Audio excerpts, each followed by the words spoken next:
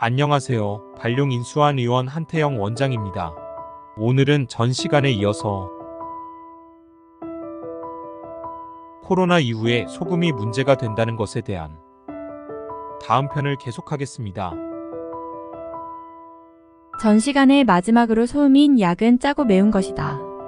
제가 이렇게 말씀드렸습니다. 그러면은 짜고 매운 것이 우선 소음인을 위주로 해서 한번 말씀드려 보겠습니다. 짠 것은 어떤 의미가 있냐? 매운 것은 어떤 의미가 있냐?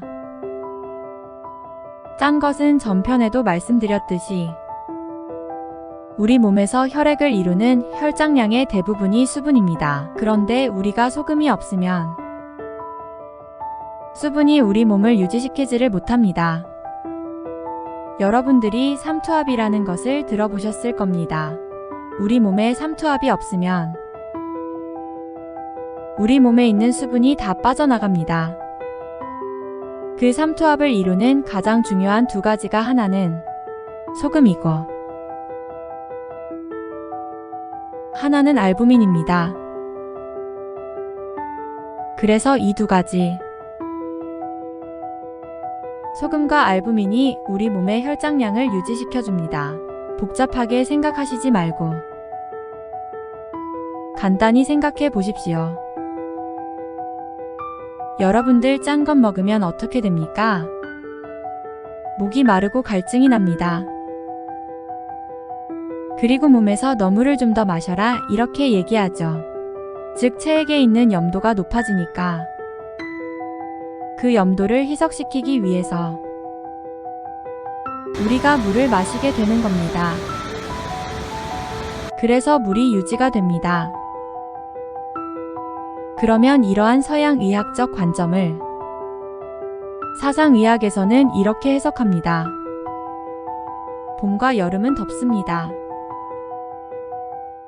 우리가 더우면 물이 당기죠. 사람만 물이 당기는 것이 아니고 자연도 물을 빨아들입니다. 봄, 여름은 덥고 덥다는 의미는 그만큼 에너지가 높고 자연계에 있는 모든 분자들의 활동량이 늘어난다는 얘기입니다. 에너지는 양입니다. 그래서 양기가 높은 봄, 여름 시절에는 자연계에 있는 에너지양이 막 늘어나기 때문에 모든 것이 활동적이 되고 팽창을 합니다. 그래서 팽창을 하기 때문에 나무는 물을 빨아들입니다. 팽창하는 만큼 내부의 물을 흡수시킬 수 있는 겁니다. 모든 조직이 이완되기 때문에 흡수합니다. 그래서 우리가 운동을 할 때는 우리 몸을 여름으로 만드는 겁니다. 운동을 하고 나면 추운 겨울에도 땀이 나고 물이 당기죠. 이러한 원리입니다. 그러면 가을, 겨울은 음이라고 합니다. 나무가 다 말라 있습니다. 나뭇가지를 툭 꺾어보면 내부에 수분이 없어요. 사람이고 짐승이고 식물이고 간에 내부에 수분이 없으면 말랐다. 거칠다, 어디가 안 좋은 겁니다. 그래서 가을, 겨울은 우리가 추울 때 물을 잘 마십니까? 안 마십니다. 추울 때 물 마시면 소변만 나갑니다. 그래서 몸이 가을, 겨울화된 대표적인 사례가 바로 암입니다. 암 환자들은 몸이 너무 차갑기 때문에 차갑다는 얘기는 몸이 운동을 안 한다는 얘기입니다. 정신 활동을 많이 할 수 있을지는 모르지만 근육 운동을 안 하기 때문에 몸이 뜨거워지지 않습니다. 그러면 몸이 소음화된 것입니다. 사상의학에서 태양은 봄, 소양은 여름, 태음은 가을, 소음은 겨울입니다. 겨울 나무가 다 팻칩을 하죠. 나무의 파리가 떨어지고 땅으로 양분을 다 감추죠. 이 상태가 소음입니다. 그러면 암 환자는 바로 소음화가 된 거예요. 몸 안에 피가 돌지 않고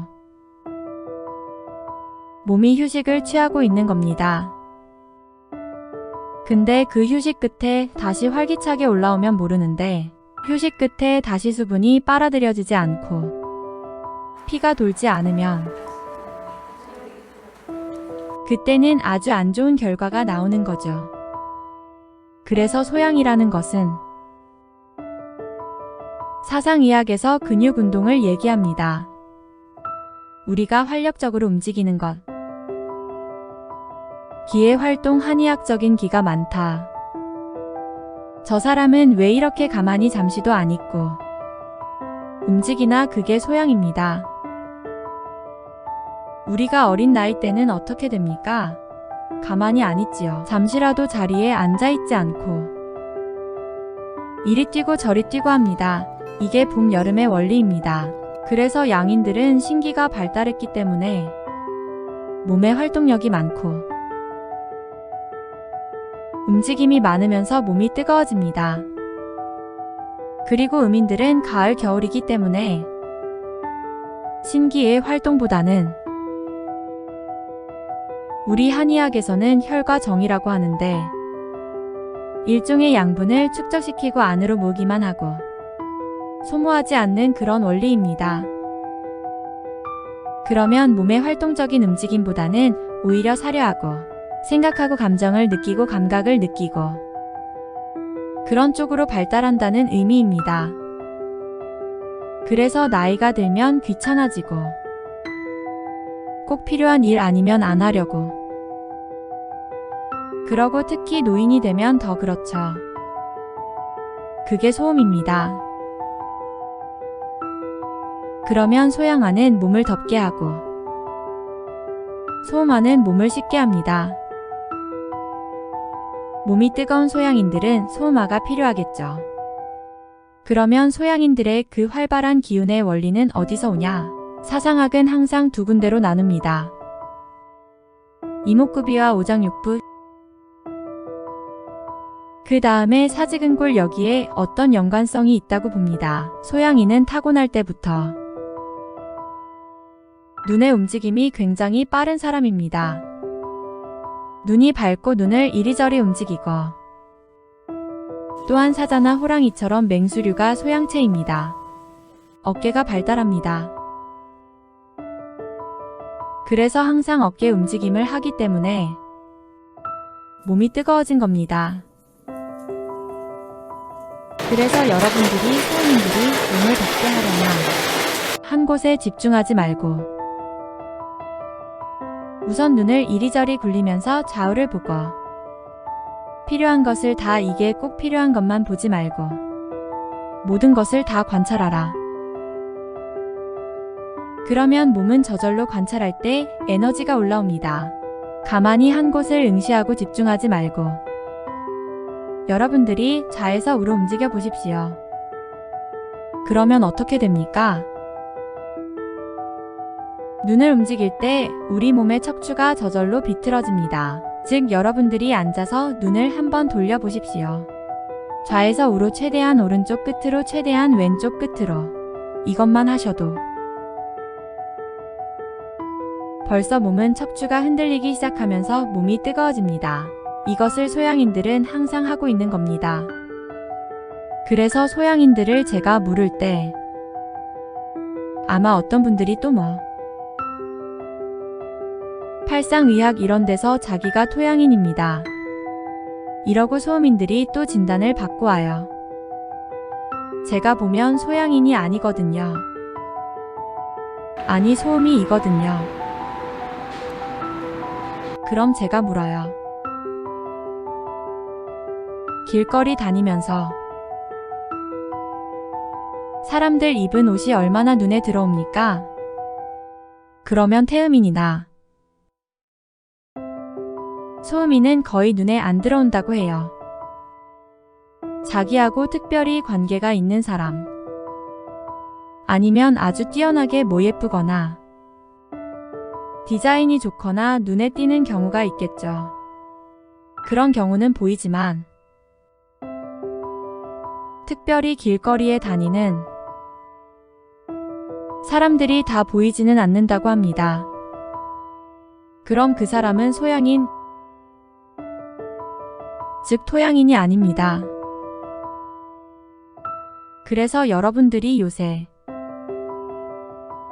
팔상의학이라는 게 유행하다 보니까 자꾸만 사상을 결부시켰는데 그건 절대 안 됩니다. 팔상의학의 개념은 사상과 완전히 다른 거기 때문에 체질을 팔상의학으로 진단받고 거기다가 사상식 단표를 결부시켜서 자기 체질을 이해하려고 하시면 그건 틀린 얘기입니다. 그러면 그 사람은 토양인이 아닙니다. 거꾸로 소양인들은 길을 다니면 나하고 상관없어도 한눈에 시각적으로 다 들어옵니다. 저 사람은 신세계 백화점 옷, 저 사람은 남대문 시장 옷, 저거는 옛날에 유행했던 옷, 요거는 요새 유행했던 컬러, 이 사람은 옷은 참 좋은 옷을 입었는데 전혀 안 어울리게 색상 매치를 했네. 이 사람은 매일 똑같은 옷만 입고 다니네. 옷이 저렇게 없나? 소양이는 수많은 시각적 운동을 할 때 허리가 롤링을 합니다. 명확하게 말하면 허리를 축으로 해서 어깨가 롤링을 하는 거예요. 그리고 겨드랑이가 들려 있습니다. 겨드랑이가 들려 있습니다. 들리고 어깨가 좌우로 눈을 움직이면 여러분들 몸이 열이 나기 시작합니다. 그래서 소음인들은 걸을 때 겨드랑이를 붙이지 말고 겨드랑이를 띄어서 우리 소위 말하는 훅가시라고 그러죠? 훅가시한다. 어깨를 살짝 들어가지고 겨드랑이를 들면 그러면 어떻게 됩니까? 팔이 잘 움직입니다. 그리고 여러분들이 눈을 좌에서 우로 움직이는 것을 한번 천천히 해보십시오. 빨리 하실 필요 없어요. 천천히 해도 벌써 몸에 열이 나기 시작합니다. 그래서 소양인의 운동은 새의 운동입니다. 새가 날개짓하는 게 바로 소양인의 운동입니다. 그래서 소음인들, 암 환자들이나 몸이 추운 분들은 우선 눈을 움직여야 어깨가 움직이고 몸에 열이 나고 눈을 안 움직이면 어깨가 움직이지 않고 몸에 열이 안 납니다. 그런데 어거지로 운동하려고 하면 너무너무 운동이 힘든 겁니다. 그래서 먼저 앉아서 눈을 좌에서 우로에서 좌로 움직이면 겨드랑이를 약간 벌리고 움직이면 저절로 몸이 돌아가면서 몸이 뜨거워지고 열이 납니다. 이 훈련을 하시고 이게 조금 능숙해지시면 걸을 때도 겨드랑이를 띄고 그 다음에 좋은 운동이 배드민턴 탁구입니다. 오늘은 여기까지만 하고 나머지는 다음 시간에 이어서 하겠습니다.